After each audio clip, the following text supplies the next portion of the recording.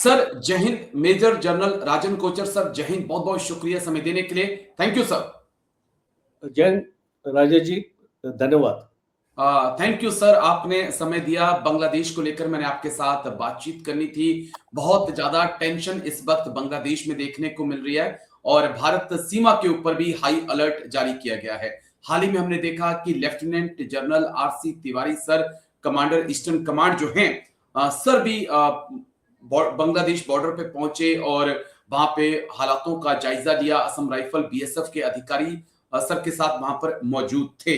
और उसके बाद हमने देखा कि बांग्लादेश की सेना के अंदर हलचल देखी कि बांग्लादेश के आर्मी चीफ फखरुज्जमान ने हमारे army chief general Upendra Dwivedi sir को फोन किया और बातचीत की। कहा कि ऐसा कुछ नहीं है। लेकिन अब मैं आपसे समझना चाहूंगा चीजों को सर, क्योंकि चौथा जो कैंटोनमेंट है बांग्लादेश सीमा पर, उसको बनाने का फैसला किया गया है। शायद वो मिजोरम में बन रहा है। भारत बांग्लादेश के रिश्तों को कैसे देखा जाए, जो करंटली जो हालात बन रहे हैं? हाँ जी, बहुत एक सेंसिटिव सिचुएशन है आज बांग्लादेश में, जो हमको दिखाई दे रही है, और जिस तरीके से एक लॉ एंड ऑर्डर की सिचुएशन बांग्लादेश में पैदा हो रही है। और ये जो हाडी मारा गया है, जी बेसिकली एक पॉलिटिकल एक्टिविस्ट था ये, और अभी इस इलेक्शन में इंडिपेंडेंट की स्टेटस से वो खड़ा हो रहा था। उसकी काफ़ी फॉलोइंग थी। आप जानते हैं कि जब अगस्त में ये 2023 में जब ये चीज़ हुई थी, ये जो आपकी अपराइजिंग हुई थी जी 2024 में, सॉरी, तो ये जो 2024 अपराइजिंग, शेख हसीना को हटाया गया था। हाँ, तो इस शेख हसीना को निकाला गया था वहां से। और वो अ, दो इम्पोर्टेंट चीजें हमको जो नोटिस करनी चाहिए। पहली चीज के शेख हसीना को उनकी फौज ने सपोर्ट नहीं किया, और फौज ने उनको एक रास्ता दिखाया देश को छोड़ने के लिए। तो एक चीज ये थी कि कुछ लॉयल्टी फौज ने उनकी तरफ दिखाई, और उनकी जान को सुरक्षित रखते हुए उनको भारत की तरफ भेज दिया। दूसरा, जिस तरीके से राइट्स हुए थे बांग्लादेश में, 1400 से ज्यादा लोग मारे गए थे बताया जाता है। और वो काफी एक शेख जी हसीना के रूल के ऊपर एक ब्लैक स्पॉट है। बिकॉज जिस तरीके से इलेक्शंस बांग्लादेश में हुए थे, और बाद में जिस तरीके से नीतियां बनाई थी, रिजर्वेशंस, आपके 1971 के जो लोग थे उनके बच्चों को रिजर्वेशंस देने की बातचीत हो रही थी, तो इससे बहुत गुस्सा आया था लोगों में। तो ये एक बैकग्राउंड है। बिकॉज ये जानना बहुत ज़रूरी है कि आज के हालात, हम जो इस बैकग्राउंड को भी समझने की ज़रूरत है जब हम आज के हालात को एनालाइज करते हैं। तो आज के जो हालात ये हैं कि दो चीज़ें बहुत क्लियर है बांग्लादेश में। पहली चीज़ ये है कि मोहम्मद यूनुस अ, ये इलेक्शंस को डिले करना चाहते हैं, या एक ऐसी स्थिति पैदा करना चाहते हैं कि बांग्लादेश में इलेक्शंस ना हो। और जिस तरीके से आपका, अगर एक एक बंदे को मारा भी जाता है, और उस तरीके की अपराइजिंग होती है, और वो भी अनप्रेसिडेंटेड। अब मैं समझ सकता हूँ कि आपने काफ़ी लोगों को मारा, और फिर उसके बाद गुस्सा हुआ, और कुछ 24 घंटे 48 घंटे का टाइम आप इसको देते हैं कि लोगों का गुस्सा और बढ़ता जाता है, और वो अपने ग्रुप्स में आ जाते हैं, मॉब्स में आ जाते हैं, और इस तरीके की वायलेंस होती है। बट यहाँ पे खास तौर पे आप इसको नोटिस करना, कुछ टाइमलाइंस के ऊपर मैं जाना चाहता हूँ, और ये टाइमलाइंस बहुत इंपॉर्टेंट है समझना कि किसने करवाया होगा ये। पहली जो टाइमलाइन है कि जो अ, ये जो हादी है, इसको 12 दिसंबर को इसको गोली लगती है और इसको सिंगापुर भेजा जाता है। तो पहला जो मेरा एक क्वेश्चन है कि इसको सिंगापुर आप क्यों भेज रहे हैं? बिकॉज़ वहाँ पे तो ऐसी कोई एडवांस मेडिकल सुविधाएँ मौजूद नहीं हैं। तो आप उस टाइप की आपके पास और बेटर ऑप्शंस आपके पास अवेलेबल थे। दूसरा कि जब इनकी मौत होती है सिंगापुर में, तो कुछ एक पीरियड का आपके पास टाइम था कि पूरी चीज़ को प्लान करने के लिए। और जिस तरीके से मॉब आपका वायलेंस होता है, जैसे ही उसकी मौत अनाउंस होती है, आपके इस यहाँ पे हड़कंप मच जाता है बांग्लादेश में और पूरा टारगेट एक एंटी इंडिया सेंटिमेंट्स की तरफ डायरेक्ट किया जाता है। तो इसका मतलब है कि आपने एक नैरेटिव बनाया, एक नैरेटिव को आप आगे लेके गए, वो नैरेटिव एंटी इंडिया था और देश में आप क्या भारत को दिखाना चाहते हैं कि आप गुस्सा आप निकाल रहे हैं एक बांग्लादेशी हिंदू के अगेंस्ट और उसको आप एक जिंदा जलाते हैं दास को और आप एक इसको मैसेज इंडिया को दे रहे हैं इनडायरेक्टली कि ये पूरे षड्यंत्र के पीछे भारत का हाथ है और मोहम्मद यूनुस यही चाहता है। जी। और अगर आप मोहम्मद यूनुस की स्टेटमेंट्स भी देखें एंटी इंडिया और ये इस प्रकार की एंटी मोदी और जो स्टेटमेंट्स ये सेम टाइप की जो सोच मोहम्मद यूनुस रखता है, वो एग्री। सेम टाइप की सोच एक मॉब में ट्रांसलेट होती है।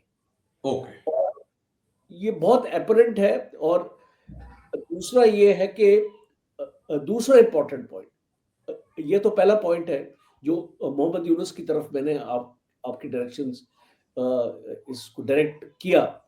दूसरा पॉइंट है कि मोहम्मद यूनुस को कौन लेके आया बांग्लादेश में?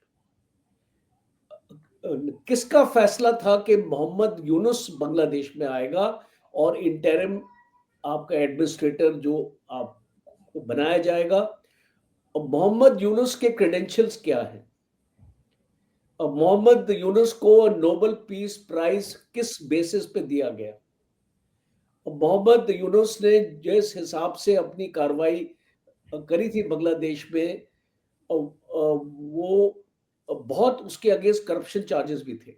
जी। तो अब एक आपका बंदा जो बाहर रह रहा है, कई सालों से उसका कोई बांग्लादेश से कनेक्ट नहीं है, आप उसको बांग्लादेश लेके आते हैं, इसका मतलब आपने अपनी पूरी तैयारी के साथ मोहम्मद यूनुस को एक कैंडिडेट बनाया और उसको प्रॉपर ब्रीफिंग के साथ आपने उसको बांग्लादेश में बिठाया। ये काम सीआईए का था। और मोहम्मद यूनुस की नज़दीकी अमेरिका से कोई ये छिपी नहीं है। This is open secret. तो बिल्कुल। इसको सब लोग जानते थे इसके बारे में। तो जब आप एक प्रो अमेरिकन को यहाँ पे लेके आएँगे और जिस तरीके से एक सीआईए का बंदा भी यहाँ मारा गया, आप जानते हैं कुछ दिन पहले एक मौत हुई थी, एक सीआईए का बंदा यहाँ पे जी। था जो मारा गया। और दूसरा ये अमेरिकन नेवल ऑफिसर्स का एक विजिट हुआ था, एक हायर पावर डेलीगेशन आया था इस बांग्लादेश में और स्पेशली चिटागोंग के एरिया में और बाकी एरियाज में।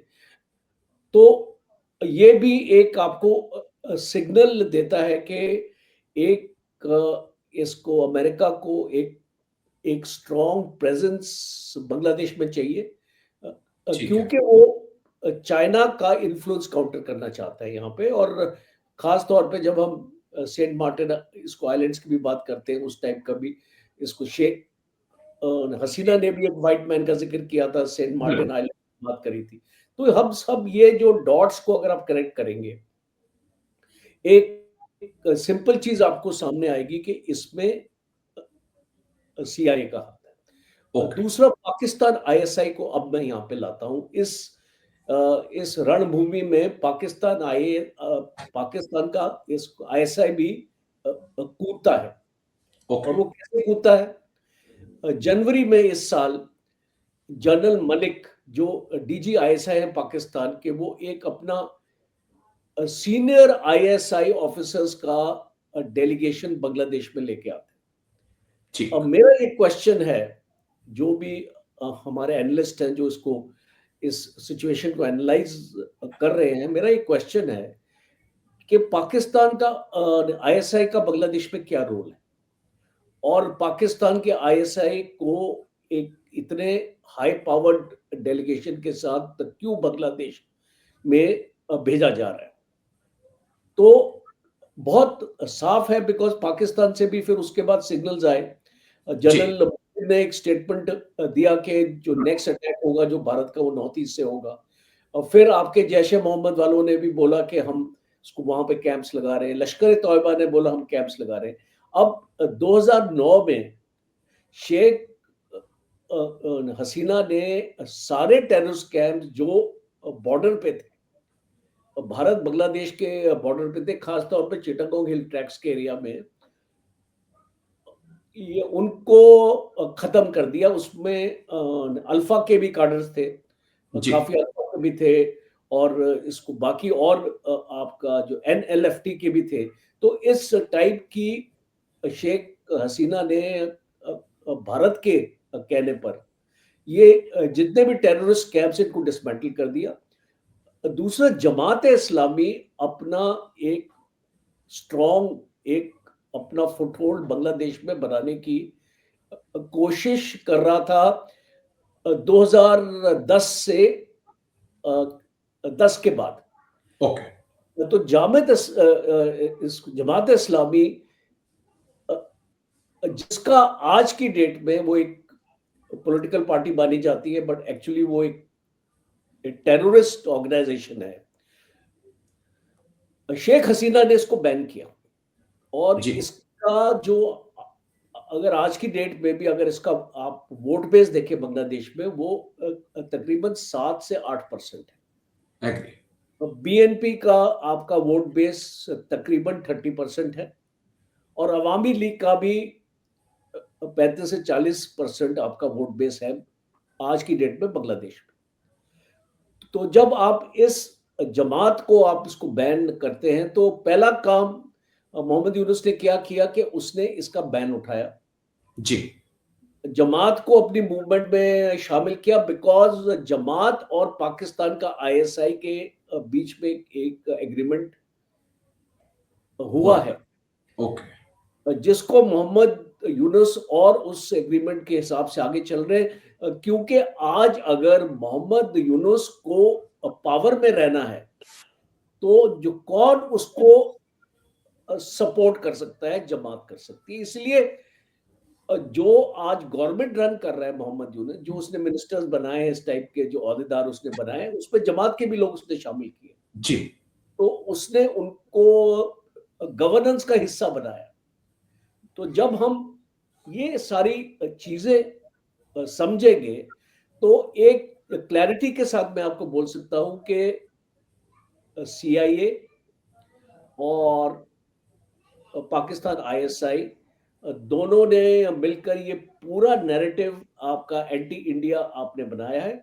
और लास्ट पॉइंट है चाइना का रोल। जी। अब बांग्लादेश ने क्या किया कि अब इसको बांग्लादेश ने रियलाइज किया कि भाई अब तो भारत के साथ तो हमारे रिलेशंस बन नहीं सकते, और ना ही हम उसको बनाना चाहते हैं। तो बांग्लादेश ने अपना रुख चाइना की तरफ कर दिया, और जितने भी भारत के प्रोजेक्ट्स थे, आपके पावर के और आपके इरिगेशन के और आपके पानी के, जो वाटर सप्लाई स्कीम्स थी, जी। वो बांग्लादेश ने स्थगित कर दी।